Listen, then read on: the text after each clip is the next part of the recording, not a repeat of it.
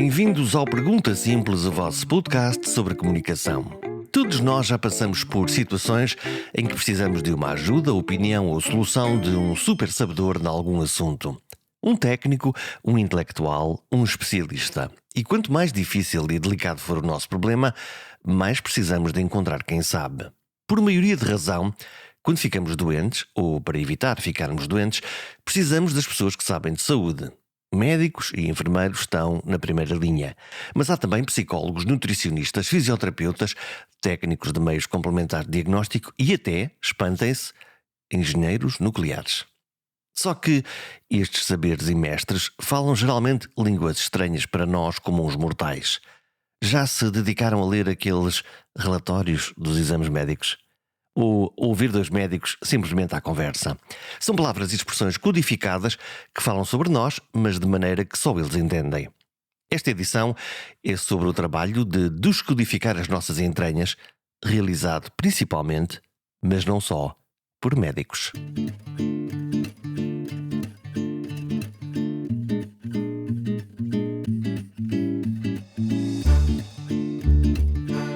Estar doente é recordar o nosso estatuto de seres mortais. A sensação de desamparo, o medo, a imprevisibilidade e a necessidade de ajuda é real e verdadeira. Quanto mais séria for a condição de saúde, mais aguda é essa necessidade. Necessidade de reparação, física e psicológica. Nesta edição, ouço um médico com quem aprendi muitas coisas. Falei com ele ao longo da vida e nos seus vários papéis, dezenas de vezes. Médico, pensador da saúde pública, alto funcionário do SNS e até secretário de Estado e finalmente Ministro da Saúde. Falo de Fernando Leal da Costa. Ele é médico especialista em hematologia e oncologia. De uma forma muito direta e muito simplificada, trata doentes com câncer do sangue. O que significa ouvir muitos doentes explicar coisas difíceis e saber que nunca se sabe tudo a todo o tempo, cultivando uma relação de confiança com outros seres humanos em grande sofrimento. É sobre esse momento quase sagrado da fala e da escuta que nos debruçamos nesta edição. O momento da pergunta e das respostas, da esperança e dos limites da possibilidade humana de resgatar o outro. Entre a compaixão e o caminho que ainda falta percorrer, com o diálogo necessário, delicado e negociado entre o médico e o doente. O doente que quer saber tudo ou aquele que evita saber e delega quase tudo sobre a sua condição. A comunicação não inclui só palavras. Há os gestos e os não ditos. Como é que se escutam os doentes? Com muita atenção. Há um conjunto de mensagens que são relativamente diretas e que resultam das perguntas que nós, mais ou menos, eu diria, consuetudinariamente fazemos. E depois há toda uma comunicação associada, quer à forma como as coisas são ditas, quer àquilo que não é dito, a própria mímica, que nos transmite um conjunto de informações muito importantes para conhecermos aquela pessoa e de alguma forma conseguirmos adaptar progressivamente a nossa mensagem àquilo que são, por um lado, as necessidades e por outro lado os desejos de quem nos escuta. E isso vê-se logo desde o momento em que essa pessoa entra no consultório? Sim, quando já temos algum treino, a forma como a pessoa se aproxima de nós, se dirige até à cadeira onde se vai sentar, o tempo que por vezes espera até decidir sentar-se, ou eventualmente até alguns doentes, enfim, mais tradicionais, esperarem que lhes seja indicado que se devem sentar. Tudo isso são indicações preciosas. E depois a própria forma como aqueles metros são percorridos, uma vez que nós infelizmente não temos acesso a ver o doente percorrer o corredor, e essa seria uma informação importante. Aqueles pequenos metros já nos dizem muito sobre, por exemplo, a condição física da pessoa, a condição emocional, e já nos prepara de alguma forma para aquilo que nós podemos, quer em termos daquilo que são as ferramentas terapêuticas, quer em termos daquilo que são as ferramentas comunicacionais, utilizar. Quer dizer que o nosso corpo fala? Muitíssimo, muitíssimo. E essa é uma das partes mais importantes da medicina, é sermos capazes de ler toda a comunicação que está associada à pessoa e que não depende estritamente da fala. As pessoas literalmente falam com o corpo, e o corpo, sendo observado, transmite-nos imensa informação de extrema utilidade para as decisões que temos que tomar em proveito dessa própria pessoa. Quando nós estamos numa situação de fragilidade, como é o caso dos doentes, e em particular doentes de cancro, onde as notícias não são boas, é o início de conversa, digamos nós, pelo menos aqueles doentes que mais cuida, preocupa-se no fundo, com o mediquez. Há sempre aquela... Quando nós abrimos um exame médico, não entendemos o que é que lá está. O doente, no fundo, está fragilizado, está com medo, muitas vezes. Naturalmente. Não sabe o que é que lhe está a acontecer, não sabe como é que é o futuro. Sim. E depois há ali um médico que o pode ajudar, seguramente. Então, e a linguagem? É fundamental descodificar e traduzir para termos que sejam perceptíveis por toda a gente a informação que nós consideramos que é importante para essa pessoa. Normalmente os relatórios dos exames têm muita informação que eventualmente até pode ser importante para o médico, pode ser importante até como controle de qualidade relativamente a quem lê aquilo, mas que não tem nenhum impacto clínico significativo. E um dos trabalhos que nós temos é explicar aos doentes, separar no fundo, não diria o trigo do joio, mas aquilo que é importante do que não é importante, e ao mesmo tempo utilizar linguagem que qualquer pessoa seja capaz de entender. A ideia de conseguirmos fazer algum dia, termos relatórios médicos para totós, pode fazer sentido? Ou é perigoso? É perigoso. É preferível utilizar a linguagem convencional na comunicação entre médicos e depois entregar ao profissional o trabalho de descodificar essa linguagem. E é curioso que os médicos, se o fizerem bem feito, ao fim de algum tempo assistimos aos doentes a discutirem connosco, quase que em pé de igualdade, as análises clínicas e os exames. Porque nós ensinamos-lhes eles saberem interpretar aquilo. Isto é extremamente importante para que o doente, ele próprio, seja capaz de fazer uma avaliação do seu estado, da sua resposta, da forma como funciona. E eu já agora tenho uma curiosidade, que é o Dr. Google ainda vai aparecendo nas consultas? Muito. E também aí é muito importante nós sermos capazes de descodificar a linguagem. Um dos problemas da net, e eu sou um apaixonado do uso da internet, é que se por um lado facilita aquilo que é a tomada de conhecimento por parte dos doentes, por outro lado, neste momento em que estamos, e com as ferramentas de inteligência artificial será progressivamente cada vez mais complicado, a informação disponível é brutal, enfim, é incomensurável e de difícil digestão. E, portanto, eu sou daqueles que acredita que, por mais que nós possamos eventualmente temer, entre aspas, o efeito desinformativo ou informativo daquilo que não interessa, se o médico tiver um papel de mediador e souber orientar o doente para aqueles que são os sítios onde ele deve pesquisar melhor e estiver sempre disponível para contextualizar e traduzir aquela linguagem, essas ferramentas são também muito úteis, particularmente porque, se forem bem utilizadas, podem ser tranquilizadoras. Se forem mal utilizadas, são profundamente inquietantes. Lá está, porque nós vamos lá à procura de uma determinada coisa, uma determinada condição, e o raio do Google geralmente escolhe para nos mostrar o pior do pior, aquilo que é o mais dramático, aquilo que nos atrai mais a atenção. É assim que o algoritmo funciona. É muito mais fácil, do ponto de vista do tratamento da informação computadorizada, escolher os extremos. A dificuldade, e é por isso que nós humanos temos um papel importante enquanto mediadores, é fazer a conjugação dos sistemas e encontrar um meio termo. E a grande verdade é que todas as classificações, todas as qualificações, sendo necessariamente em termos estatísticos muito discretas, é aquilo e não é outra coisa. No fundo, ao abolir as zonas cinzentas, acaba por abolir, digamos, a parte mais significativa da humanidade em termos biológicos. Portanto, cada um de nós é cada um, cada caso é um caso, cada doente é um doente, cada doença é uma doença, tem uma expressão própria. Absolutamente. É por isso que o papel mediador do médico por enquanto, é o de processar um enorme conjunto de informação, nomeadamente aquela de que falávamos há bocadinho, que é capturada quando nós olhamos para o doente, e depois conhecer a evidência disponível e adaptá-la àquele caso concreto. A medicina baseada na evidência é uma realidade e é uma necessidade, mas a própria definição diz-nos que é a utilização da melhor evidência disponível para ajudar o médico e o doente a tomarem as melhores decisões relativamente ao seu caso ou a cada caso concreto. Notei que usou a expressão o médico por enquanto.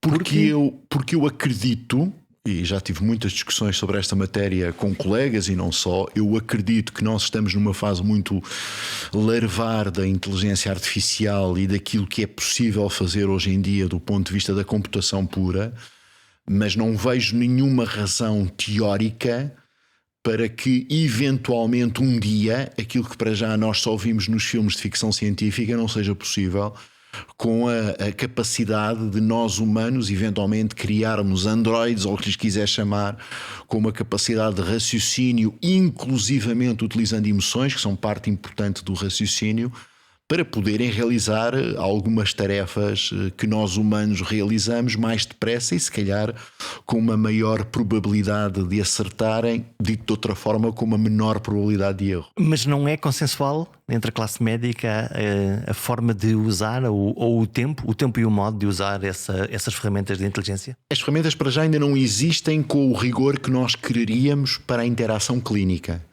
Aquelas que existem são muito boas, nomeadamente para a capacidade de fazer diagnósticos, porque já conseguem capturar muita informação e utilizar raciocínios de probabilística que um cérebro humano tem mais dificuldade em fazer, nomeadamente por conjugar multivariáveis, no fundo. E desse ponto de vista os computadores são imbatíveis.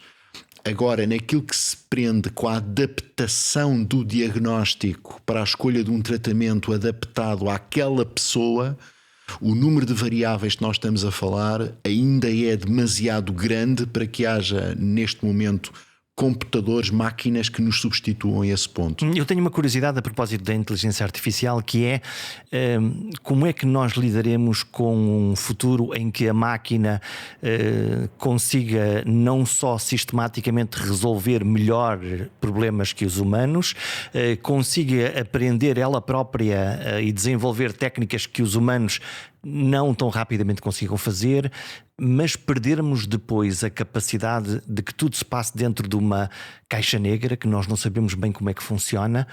E hoje temos um médico, eu posso perguntar ao médico, em última instância ele é o responsável, permite-me dizer é a minha responsabilidade, eu sei ou não sei, e a máquina não dirá nada. Ficamos aqui no limbo entre a maravilha da máquina que não podemos abandonar e a maravilha da máquina, ou o assustador da máquina que não conseguimos responsabilizar ou parar. Esse é um dos grandes problemas da inteligência artificial neste momento. Enfim, o outro dia o Elon Musk dizia que, enfim, porventura, qualquer dia nós teremos que encontrar uma forma de imaginar um rendimento universal garantido, porque haverá desemprego de tal forma, no sentido em que as máquinas são capazes de substituir os homens na maior parte das tarefas que hoje em dia a humanidade realiza. Mas é verdade que, sendo certo que isso é assim, naquilo que se prende com a responsabilidade e aquilo que está associado aos valores de responsabilidade, provavelmente nós não teremos capacidade para dispensar, porque não fomos programados de outra forma para dispensar o ser humano. Porque nós, enquanto seres humanos, confiamos noutros seres humanos. A nossa capacidade de confiar numa máquina é porventura mais limitada, até porque nós temos de alguma maneira uma certa tendência para imputar aos outros humanos, nomeadamente na relação com os médicos, algum grau de infalibilidade, enquanto que a priori nós achamos sempre que as máquinas mais tarde ou mais cedo podem se avariar. Como é que lida com esse fenómeno de às vezes terem a expectativa as pessoas de que é quase Deus? É preciso termos a humildade suficiente dentro de nós próprios para temperarmos essa expectativa. Mas a crença é importante para o doente? É fundamental. Na relação médico-doente, porventura o passo mais importante é o facto de o doente acreditar no médico. A partir do momento em que o doente deixa de acreditar naquela pessoa que o trata, Quebrou-se a relação. quebra-se a relação a vários níveis. Não vai acreditar nos tratamentos, não vai acreditar naquilo que lhe está a ser dito, não vai ter confiança suficiente para seguir um conselho. E é por isso que uma das principais bases da comunicação por parte do médico é não ser mentiroso. Porque um médico que mente é um médico que pode ser apanhado nas suas mentiras e a partir daí o doente deixa de acreditar no médico. E como é que se resolve a questão do desconhecimento? Porque imagino que haja determinados doentes que lhe aparecem até de uma forma atípica e que não há soluções fáceis, não são seguramente previsíveis, eventualmente exigem um estudo especial. Como é que lida com essa ambiguidade? No fundo, a relação do conhecimento, esta pessoa procurou-me, eu não lhe posso mentir, mas também não posso retirar o crédito e a fé que há nesta relação entre nós dois. Há dois pontos importantes aí. Um ponto prende-se com o facto de nós, em determinados momentos que estão claramente identificados, termos que ter a capacidade de dizer ao doente aquilo que não sabemos, mas que vamos procurar saber. Ou seja, a relação nunca deve ser na base do eu não sei, não quero saber. Não, eu não sei e vou tentar saber. E depois há um outro momento que de facto é complexo, que é quando nós passamos daquilo que são intervenções de caráter eminentemente curativo, ou se quisermos de paliação à distância, enfim, muito pouco na medicina é verdadeiramente curativo, mas na realidade existem circunstâncias em que nós podemos imaginar um contexto em que de alguma forma temos qualquer coisa para oferecer aos doentes que vai melhorar muito a sua qualidade de vida e eventualmente a duração da sua vida. Mas há momentos em que nós já não podemos garantir um aumento de duração da vida das pessoas, mas podemos sempre, de alguma forma, garantir uma melhoria do conforto. E desse ponto de vista, temos que responder aos doentes muito em função daquilo que ele quer ouvir. Há doentes que claramente nos dão sinais que há coisas que preferem não saber. Não saber toda a verdade em todo momento de uma forma crua, nua e direta. Já me disseram taxativamente isso. Eu não quero saber. E já houve circunstâncias em que eu percebo que há um ponto da realidade que eu não vou ser capaz de explicar àquela pessoa. Portanto, vai passinho a passinho, experimentando ver até o ponto. Muito lentamente. Quando há uma pergunta direta, imagino que responda. Como é que se lida com a expressão, se calhar não é feliz, mas eu vou usá-la, com a surdez do doente quando recebe um diagnóstico tão dramático como o do cancro e a partir deste momento, no fundo, deixa de ouvir durante no resto da consulta, nas próximas consultas? Há dois processos diversos.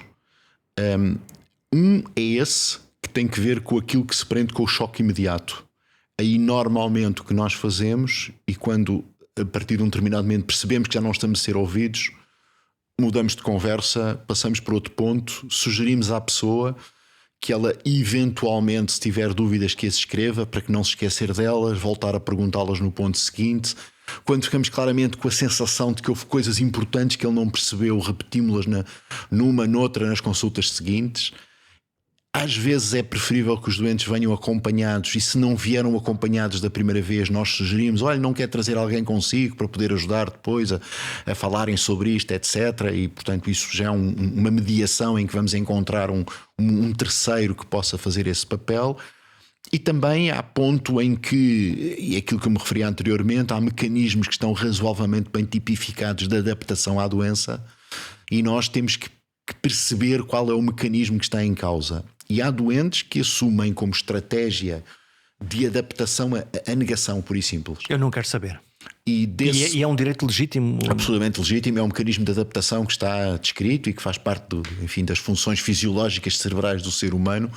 E desse ponto de vista nós não temos o direito de ser violentos ao ponto de contrariar esse mecanismo de adaptação, gerando um maior incómodo, maior perturbação para o doente. Então, no outro topo da escala, que é aquele doente que quer saber tudo e eventualmente até quer participar nas decisões terapêuticas para o futuro, mas que está a lidar com uma complexidade, porque tudo hoje é muito complexo, e pede ajuda para tentar perceber e faz perguntas do género: quantos meses de vida é que eu tenho, o que é que eu posso fazer. Eu preciso de resolver a minha vida. Imagino que essa expressão seja dita muitas vezes no consultório. Em Portugal nem tanto, curiosamente. Mas para clarificar, os doentes que têm aquilo que se chama um espírito de luta, e muitas vezes estes doentes estão associados a um espírito de luta, porque há duas maneiras de lidar com a realidade, de querer sabê-la. Há doentes que ficam, enfim, particularmente desesperados e, portanto, esses doentes têm que ser ajudados de outra forma, porque o facto de quererem saber a realidade ajuda-os a ficar ainda mais desesperados, e esses doentes têm que ser lidados com de outra maneira, e temos profissionais que nos ajudam nesse campo. O tratamento do cancro não é um tratamento unipessoal, é cada vez mais um tratamento multidisciplinar e, portanto, falamos muito uns com os outros, nomeadamente com equipas de psicólogos, psiquiatras, etc., quando percebemos que há necessidade de intervenção nessa área. E é uma resposta mesmo individualizada. É uma resposta individualizada. Mas também, como eu estava a dizer, há doentes que querem saber tudo porque isso os predispõe para a luta. Esses doentes, curiosamente, têm melhor prognóstico. Enfim, isso está razoavelmente bem estudado. A sério? Sim, sim. Isso está razoavelmente bem estudado. São os doentes que têm uma maior predisposição para lutar contra a doença, nomeadamente um cancro, têm um prognóstico melhor do que aqueles que se acomodam ou que negam ou que pura e simplesmente se deixam levar pelo desespero. Ninguém sabe exatamente porque é que isso é assim. Há muita teoria. O mais fácil é dizer que um doente que tem uma grande capacidade de luta tem uma maior aderência ao tratamento. Mas não é só isso. Nós sabemos que os doentes que têm um fighting spirit, enfim, o termo técnico em inglês, mais desenvolvido, têm até uma probabilidade menor de recair da sua doença. O que é extremamente curioso a relação entre o pensamento positivo, que ele existe neste caso, e a sobrevivência a uma doença como um cancro. E isto não é uma impressão, isto está muitíssimo bem estudado, como também sabemos que há circunstâncias em que determinados eventos adversos na vida de uma pessoa, nomeadamente coisas tão complexas ou tão simples como um divórcio no curso da sua doença cancerosa, aumenta a probabilidade de a doença recair, da doença voltar. E, porque provavelmente baixa o nosso sistema imunitário? É isso que eu ia dizer, há uma relação muito clara entre o estado afetivo e o estado imunitário. Hoje em dia até conhecemos os neurotransmissores que estão envolvidos nessa matéria. Não é por acaso que, por exemplo, algumas substâncias que são usadas para tratar, enfim, doenças psiquiátricas, um medicamento muito antigo, o lítio, que é utilizado como estabilizador do humor, tem impacto muito significativo na imunidade a vários níveis, estimula um conjunto de células importantes, etc. E, portanto, nós somos de facto uma máquina muito complexa, mas muito unitária. E é muito, muito errada a ideia de que uma coisa é a nossa vida espiritual ou afetiva, outra coisa é a nossa vida somática. Elas estão completamente interligadas e uma pode ajudar a outra. É uma relação bionífica muito importante. Como é que um médico, ao fim de tantos anos a cuidar de doentes com muitos deles com prognósticos reservados, muitos que acabam por morrer, como é que se programa? Como é que resiste? Como é que consegue misturar a dose certa entre humanidade, pragmatismo e defender-se mentalmente? Às vezes também nos deprimimos. Eu próprio tenho os meus dias de maior depressão, tenho os meus dias em que é mais complicado sair da cama para vir trabalhar. Também me canso, também tenho minhas horas de esgotamento. Mas também é verdade, seja dito, tenho tido muitas alegrias ao longo da minha vida enquanto profissional de saúde. E, portanto, penso sempre e tento agarrar-me sempre àqueles que são os aspectos mais positivos que me levam a querer continuadamente a lutar por saber que ajudei alguém. Há muitos anos, nem vou dizer há quantos, porque, enfim, seria quase traumático, mas, enfim, posso dizer, há quase 40 anos, já eu era médico, estava a discutir exatamente se deveria não ou vir para a especialidade que tenho, de hematologia clínica, e essencialmente trato doentes com cancro do sangue. E na altura, um médico por quem tenho uma grande consideração estava-me a queixar: mas isto, repara, há 40 anos atrás, aquelas doenças, enfim, os doentes depois morrem, aquilo muitas vezes não são curáveis. Ele diz: ouve lá, mas na verdade, quantos doentes com esta ou aquela patologia é que tu consideras que curaste?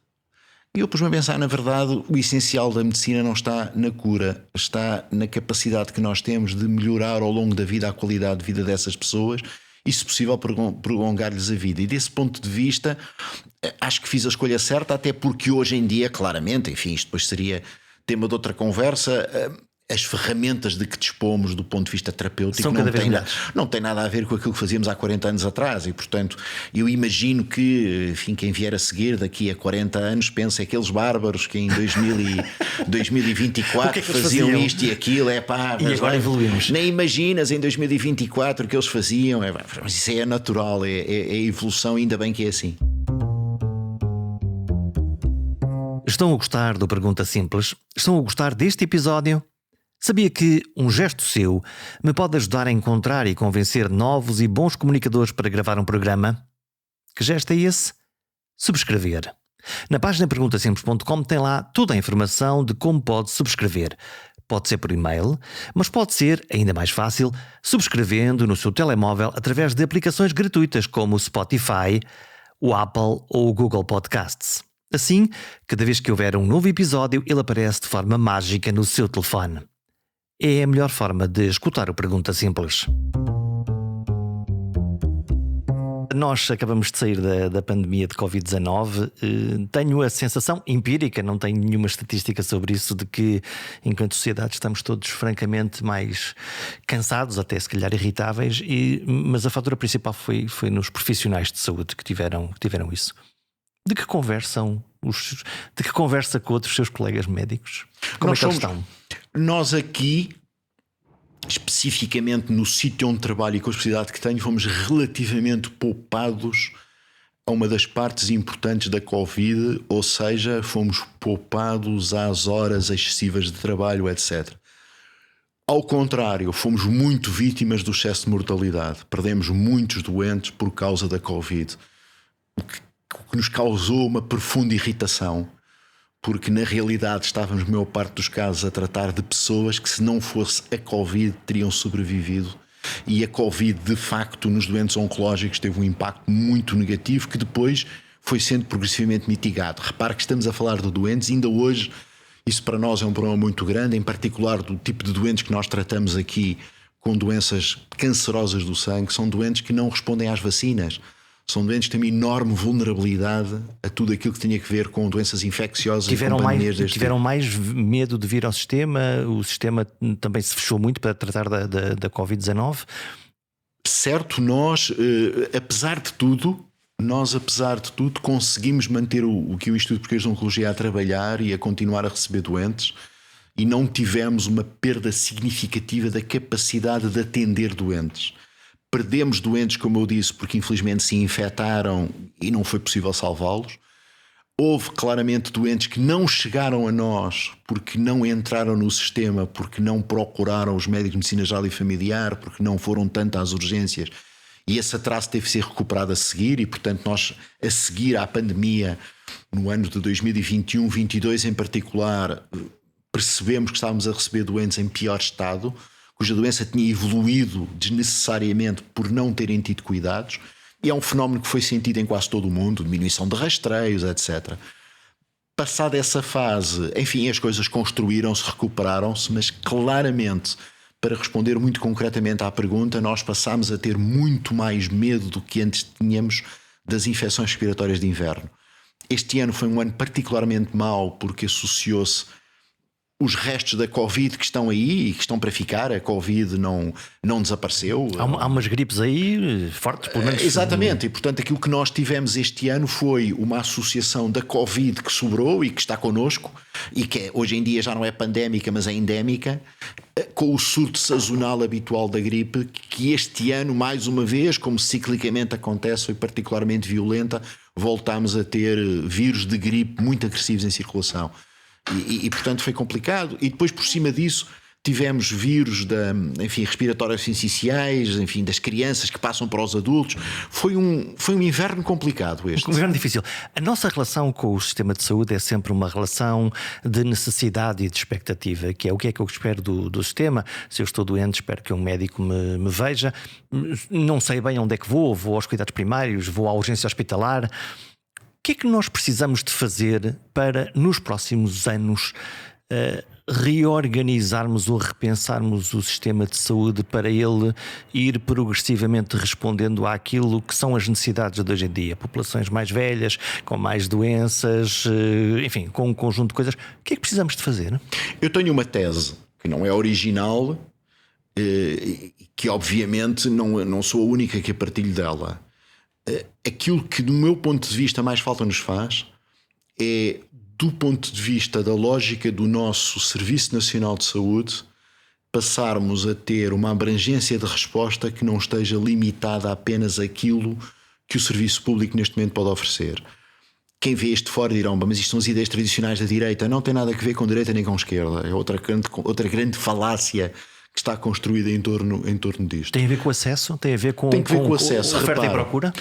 Tem que ver com a forma de permitir, que isso é que é importante, é a forma de permitir que as pessoas possam, pelo custo mais baixo possível, se quiserem pelo preço mais baixo possível, idealmente gratuitamente, aceder a qualquer médico que esteja disponível no sistema, seja ele público, seja ele privado.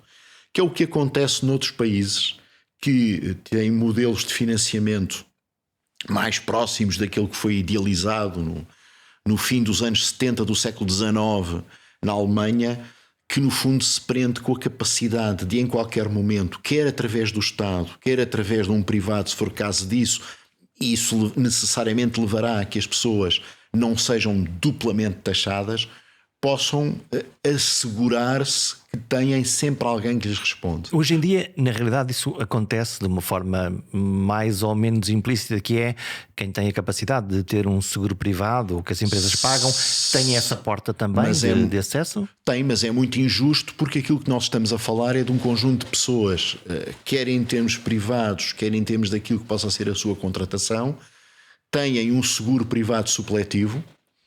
E depois há um exemplo que já vamos falar a seguir, que é um pouco ao lado, mas que não está a dar a resposta que deveria dar, que é a DSE. Mas no caso concreto da maioria dos privados, as pessoas têm um seguro que de alguma forma lhes dá a ilusão de lhes garantir alguma resposta até um determinado ponto, que pagam, e apesar de o pagarem, continuam a pagar as mesmas taxas de IRS e portanto são duplamente taxados no fundo.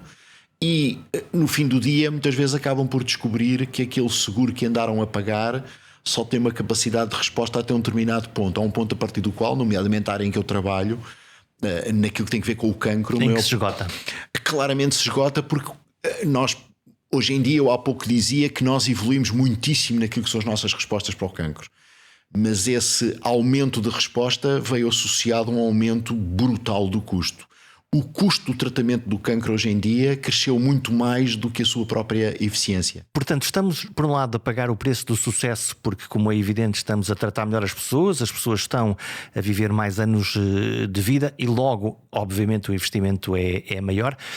O sistema devia começar sempre. Eu estou a pensar anualmente, em particular agora nos picos das doenças infecciosas, as pessoas correm para as urgências. E eu fico sempre a pensar se elas correm para as urgências porque não tiveram outra resposta nos cuidados primários, se é por uma questão de conforto ou comodidade, ou porque acham que ali de facto conseguem um nível de cuidados melhor em relação à situação que. E já estou aqui a retirar as unhas encravadas e as coisas que não contam para isto, ou a burocracia de ir buscar o atestado. Que fenómeno tão português é este de adorarmos as urgências? Discutimos há 30 anos isto. Jorge, é curioso essa história, essa afirmação do fenómeno português, porque ele é mesmo um fenómeno português. Inclusivamente é curioso que populações imigrantes portuguesas, nos sítios onde são imigrantes, têm o mesmo comportamento de procura de serviços de urgências. É quase que, eu não diria que seja genético, mas é cultural, claramente. E eu penso que aqui há três questões que é preciso separar. Se nós pensarmos bem, o número de indivíduos que recolhe, digamos, ou que recorre ao serviço de urgência para recolher um atestado para tratar uma unha encravada é residual. Não é aí que resulta que está o principal do problema. Porque essa ideia da falsa urgência é uma... Eu não concordo com a designação de falsa urgência, estou sempre a dizê-lo, porque na perspectiva do utilizador... Ele precisa mesmo. Ele acha que é urgente. E não tem, a maior parte das vezes, não tem a segurança, o sangue frio, o que você quiser chamar, o conhecimento, para poder achar que está em condições de esperar 48 horas. E, portanto, vai correr para o hospital mais próximo, para a urgência mais próxima. E depois há outro fenómeno, que não é obviamente espiciando, e por isso é que eu disse que temos que ter mecanismos de garantir que o sistema possa responder em tempo útil a essas pessoas. As pessoas sentem que se não forem à urgência, se esperarem as 48 horas, provavelmente ou poderão não estar melhores e vão continuar a precisar de um médico. E então vão à urgência. Então, se é para ir à urgência, vou já. Porque as pessoas, a maior parte das vezes, pressentem que não têm quem os acompanhe. E desse ponto de vista, é certo que o modelo dos USFs foi uma boa ideia, etc. Mas para a grande maioria dos portugueses, aquilo que lhes falta é um médico assistente, que era uma coisa que antigamente existia e que hoje em dia tendeu a desaparecer. A quem é que eu ligo? Como é que eu sei que funciona? Quem é que me atende o telefone do outro lado? E que me diz, está tudo bem, tranquilo, não tem problema nenhum. Lembro-me sempre dos meus filhos pequenos, a oportunidade de ligar ao pediatra e dizer a criança está com febre.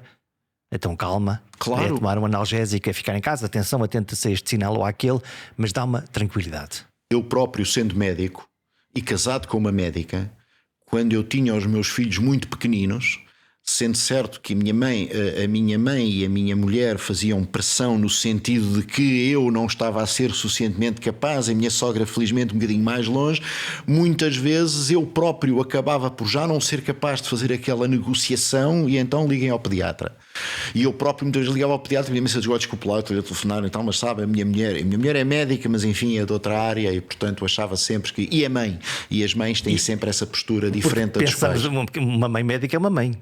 Absolutamente, deixou de ser médica naquele momento. Não é mais médica. É mãe, eventualmente se fosse pediatra talvez fosse diferente. Mas onde eu quero chegar é que na realidade o sistema vai ter que ser construído, até pelas próprias nossas particularidades culturais. Vamos ter que criar um sistema que aproxime, de um modo geral, os cidadãos dos médicos. E neste momento estamos numa fase muito difícil, porque como é do conhecimento público, o número de médicos disponíveis é relativamente escasso para aquilo que são as nossas necessidades. Mas o que é que está a acontecer? Se olharmos para os últimos anos, nós temos mais faculdades de medicina, estamos a formar mais médicos, existem supostamente, matematicamente, mais médicos. Não estão a ficar no sistema público? Estão a emigrar? Estão a acontecer três coisas. Não estão disponíveis? Estão a acontecer três coisas. Uma delas era previsível, as outras duas nem tanto. Aquela que era previsível é que de facto nós ainda estamos a pagar o preço de decisões políticas que foram tomadas durante uma série de anos, enfim, eu diria 20 anos, em que o acesso à formação em medicina era muito difícil em Portugal. E isso determinou que, quando nós olhamos para a distribuição etária dos médicos, nós temos um grupo de mais velhos, em que eu me incluo, e depois um grupo de muito mais novos e no meio é um deserto. Portanto, temos aqui uma bosta do camelo, no fundo. Exatamente. Entre aqueles que estão a pensar na sua reforma e os jovens médicos que estão a chegar agora. Isso deveria ter sido pensado e deveria ter sido prevenido, imaginando aquilo que era inevitável, era que os médicos da bossa da frente, digamos, iriam um dia reformar-se e, portanto, iríamos ter um sistema em que não há a bossa da frente, só há o deserto, o planalto até à bossa do fim. E imagino que isso possa também ter um custo muito relevante na passagem do testemunho, porque se não há essa... Exatamente, portanto, este fenómeno... A aprendizagem, no fundo. Este é o grande problema que nós temos, é que nós não temos um número suficiente de médicos, digamos, mais velhos, mais experientes, para poder, em paridade, ensinar aqueles que estão agora a ser formados. Esse é um problema que era previsível e que deveria ter sido tratado, obviamente, tendo muito mais cautela naquilo que teve que ver com a formação. Estava toda a gente muito preocupada e aqui os organismos profissionais terão alguma responsabilidade, não vale a pena escondê-lo. Estavam todos muito preocupados com o espectro do desemprego médico. Vivia-se muita ideia de que um dia haveria médicos desempregados, o que é claramente uma falácia. Não há médicos desempregados. Houve. Noutros países nunca houve em Portugal por circunstâncias várias, mas depois, nomeadamente essa que acabamos de citar, mas depois há outra coisa que as pessoas não acautelaram, que era a adesão ao espaço económico europeu, o facto de... A livre circulação. A livre circulação, que obviamente funciona muito mais a favor dos outros do que a favor de nós por causa da questão linguística. Sendo que eles próprios, e quer ingleses, quer alemães, quer franceses, têm também um problema próximo do nosso em relação a este confronto entre o aumento de uma população e a necessidade de maiores cuidados de saúde e, portanto, vão ao mercado europeu e vão em busca de médicos. E os médicos portugueses estão bem qualificados e, portanto, movem-se. E pior ainda, os médicos portugueses, de um modo geral, falam inglês, muitos francês, têm facilidade em aprender outra língua e, havendo vários, enfim, incentivos para ir para fora, quer em termos remuneratórios, quer em termos de condições de trabalho, porque de facto o Estado português deixou de degradar muito as condições físicas e estruturais dos hospitais, nomeadamente nos grandes centros, leva a que essas pessoas vão para fora e nós tenhamos uma maior dificuldade em capturar essas pessoas. Portanto, o movimento não é bionívoco, é um movimento muito de extravasão de Portugal para outros países do espaço económico europeu. Porque isto de estar a trabalhar num sítio que tem piores condições, onde as cadeiras não são boas de sentar ou a luz não é boa, também conta no fim do dia. Eu estou sempre a dizer que quando nós olhamos para os problemas do Serviço Nacional de Saúde, para lá daquilo que eu falei, que tem que ver com o facto de as pessoas poderem encontrar formas de se financiarem para procurar os cuidados onde eles estão, depois há um outro problema que tem que ver especificamente com o Serviço Nacional de Saúde, que é o facto de nós, durante tempo demais, andámos demasiado preocupados em adquirir alta tecnologia, esquecemos de manter as pequenas coisas, como foi dito. As pessoas não olharam para o tampo da sanita, para o store que está avariado, para a janela que não funciona, para o autocolismo que se avaria e por aí fora. E tudo isso, a parede que se esverou, enfim, há todo um aspecto. Tudo isso conta, né? Hoje em dia, uma pessoa entra num hospital privado e, de um modo geral, as condições da aparência hoteleira são apelativas, quer para quem lá vai, para quem lá trabalha. Não é igual nos hospitais públicos, mesmo que eventualmente nós possamos dizer às pessoas, e em muitos casos é verdade, ainda continua a ser verdade, que a tecnologia disponível e o saber das pessoas que estão no público compensa largamente essa pior hotelaria. Só que isso funciona até um determinado ponto e acaba por, de alguma forma, também influenciar as escolhas dos profissionais. Há um par de semanas eu conversei com um politólogo que me dava um curioso prisma sobre esta questão, que é quando o sistema de saúde, o SNS em particular, começou em Portugal, os profissionais, em particular os médicos, estavam profundamente apaixonados e olharam para isto como uma missão de vida, verdadeiramente. Esta nova geração tem também a mesma paixão? Ou é mais pragmática e tem necessidades diferentes? Ou precisa de ser acarinhada? Eu sou obrigado a começar por dizer uma coisa que me choca quando a digo. Eu durante muito tempo estava convencido que não havia generation gap, que não havia gap de gerações. Eu estava convencido quando tinha 30 anos que era muito moderno e que havia de chegar aos 60 e muitos e ainda continuar a ser muito moderno e que a geração que vinha atrás de mim haveria de olhar para mim como uma geração única. Essa ingenuidade já me passou. É evidente que existe generation gap e quando eu me projeto naquilo que eu era aos 30 anos para aquilo que os meus colegas são aos 30 anos, aquilo que eu percebo hoje é que eles têm uma menor tolerância para a insatisfação e têm uma menor tolerância para as más condições de trabalho e para o excesso de trabalho que nós tínhamos. O problema desta geração, e eu não estou a dizer que eles não tenham razão, eu vejo isso nos meus filhos, vejo isso nos médicos com quem lido todos os dias, que poderiam ser meus filhos. Eu tenho muito mais dificuldade em dizer-lhes, como me diziam a mim, eu achava normal trabalhar 3, 4 serviços de urgência por semana ou eventualmente estar em dias em que eu quase não me cruzava com a minha mulher porque éramos os dois médicos e, portanto, fazíamos daquilo a nossa vida. Hoje em dia, e eles porventura têm razão, eles percebem que isso tem um preço a longo prazo, preço que eu pago, que outros pagam. Felizmente a minha vida correu bem, mas não é por acaso, se calhar, que as taxas de divórcio em médicos são altíssimas. Não é por acaso que, se calhar, as taxas de suicídio em médicos são muito elevadas. E hoje em dia eles preocupam-se com isso e preocupam-se, ainda bem que se preocupam com isso. E querem viver a vida. E querem viver a vida, ainda bem que a querem viver, até porque quem não vive a vida, quem não arranja tempo para viver a vida, nunca poderá ser um bom médico. E, portanto, na altura o que é que nós fazíamos? Nós, para conseguir ter as duas coisas, andávamos literalmente extenuados. E eu não acho que isso tenha que ser necessariamente assim. E, portanto, o sistema hoje em dia tem que se tornar mais user-friendly para todos.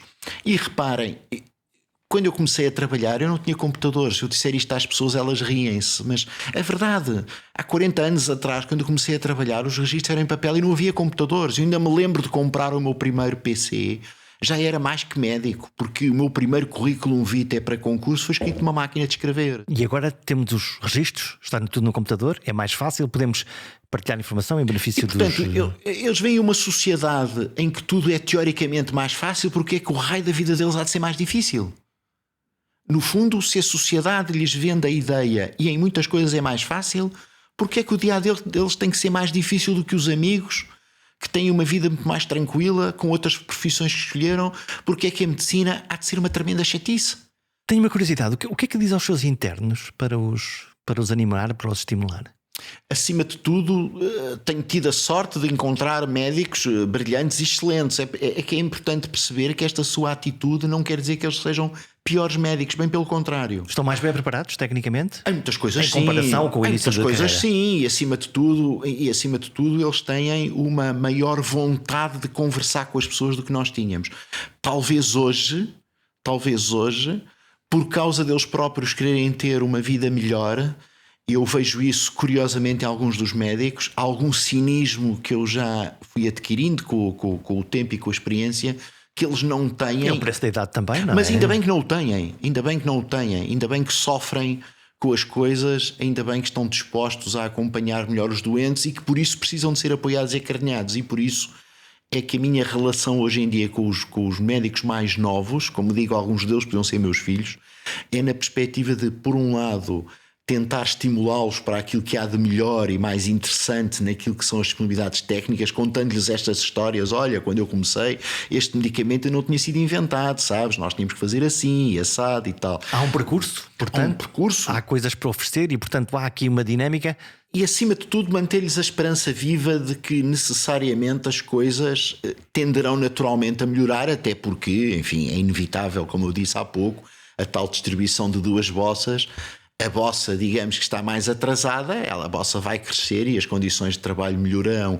Neste momento a carga de trabalho é brutal porque aquilo que há para fazer tem que ser distribuído por menos gente. E, portanto, temos que estar à frente. Aplica só aos médicos ou outros profissionais? Há bocadinho falamos dos psicólogos, falamos dos enfermeiros. Há aqui uma distribuição mais multidisciplinar do tipo de trabalho. Muito mais, e uma das coisas que o sistema português vai ter que evoluir, e aqui há claramente um atraso no sistema português, nomeadamente na relação entre médicos e enfermeiros. Nós estamos sempre a falar da falta de médicos, mas em Portugal temos ainda maior falta de enfermeiros, da qual ninguém fala. Se nós formos olhar para aquilo que são os relatórios internacionais na proporção médicos e enfermeiros, nós estamos do lado pior da distribuição, ou seja, temos muito mais médicos do que aquilo que devíamos ter para o número de enfermeiros que temos, ou se quisermos mesmo ao contrário, temos muito menos enfermeiros do que aquilo que devíamos ter para o número de médicos que temos. Chegaremos a algum dia em que os cidadãos tenham acesso a lugares de decisão dentro dos organismos de saúde? Essa é uma matéria altamente complexa. Eu acho que hoje os cidadãos têm mais voz do que tinham seguramente há mais anos. E já há mecanismos legalmente previstos para ele terem mais voz. Mas isto leva-nos a uma outra discussão que é, do meu ponto de vista, muito mais aliciante e que tem que ver com até que ponto é que os cidadãos devem ter mais voz em tudo aquilo que tem que ver com o sistema político e com as decisões naquilo que tem que ver com as políticas públicas. E hoje em dia, o nosso sistema, nomeadamente o sistema eleitoral que nós temos, ainda afasta demasiado os cidadãos da decisão sobre as políticas públicas. Portanto, precisamos de um trabalho de maior inclusão da opinião dos cidadãos. Claramente, isso do meu ponto de vista passaria por nós evoluirmos para um sistema, nomeadamente para a eleição do Parlamento, enfim, que está na berra, está na ordem do dia, em que o cidadão não seja chamado a votar numa lista de pessoas mais ou menos incógnitas, mas passar a ter a sensação de que elege alguém. A personalização. Alguém que tem que lhe prestar contas também do trabalho que está a fazer. Porque neste momento a verdade dos factos é que na maior parte dos casos os eleitos, os nomeados, não sentem a necessidade de prestar pessoalmente contas pelas decisões que tomam, por aquilo que fazem. Em relação ao seu eleitorado, que em relação ao seu abstrato. eleitorado, em relação ao cidadão. É por isso que eu acho, e é importante, a legislação já prevê, nomeadamente, a inclusão de conselhos ou de pessoas da comunidade, do Conselho da Comunidade na gestão dos hospitais, mas ainda há um passo importante para tornar essa presença como uma presença útil. E ela pode ser muito útil se daí resultar em instrumentos de informação que permitam depois aos decisores públicos tomarem as melhores decisões para responder às necessidades dessas populações. Dedicou toda a sua vida à medicina, depois a cargos públicos, pensar a programas de saúde, serviu enquanto secretário de Estado, depois sobre um período breve enquanto ministro. O que é que lhe falta fazer? Muita coisa.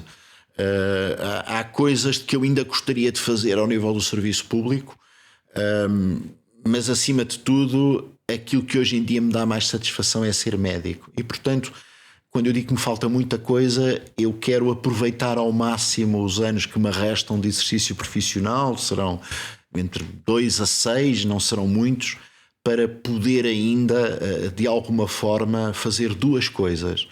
Uma é, como dizia há pouco, ter tempo para poder fazer uma análise do que fiz, publicá-la, no fundo fazer uma prestação de contas pública daquilo que foi o meu trabalho enquanto médico. E não só. E por outro lado também aproveitar este tempo que me espera para ainda poder gozar, enfim, desfrutar de algum avanço tecnológico que está aí, porque o que mais pena me faz é saber que tudo aquilo que está aí para vir e que eu imagino que será muito bom, porventura já não estarei, enfim, com a mão na massa para usufruir dela, mas enfim, os que vêm a seguir com certeza que saberão utilizar da melhor forma essas terapêuticas. Eu antevejo um mundo maravilhoso naquilo que tem que ver com a medicina, muito sinceramente. O que é um dia bom?